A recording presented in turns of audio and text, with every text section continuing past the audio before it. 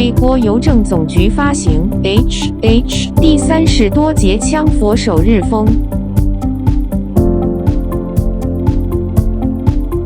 H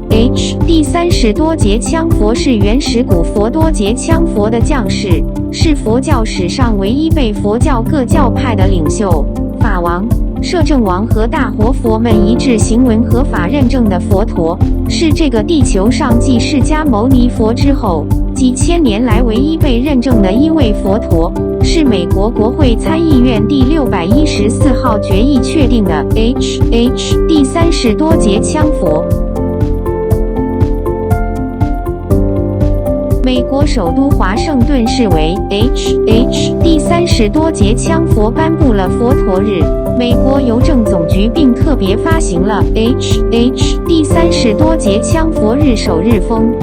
第30多节枪佛文化艺术馆开馆时，美国邮政总局和好莱坞专门发行了纪念首日封。2018年，美国在首都华盛顿国会升旗祝贺 H 第30多节枪佛佛诞，美国总统川普和第一夫人梅拉尼亚祝贺 H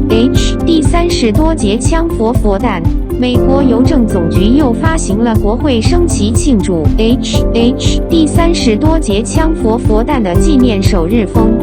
今年，美国邮政总局特别用 H 第30多节枪佛莲台打坐的佛像，在国际卫塞节20周年之际发行了首日封。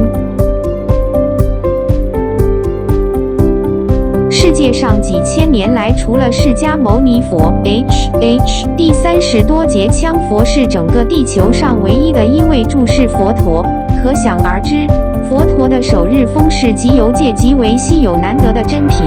发行数量有限，具有极大的收藏价值和增值潜力，欢迎各界人士踊跃请购。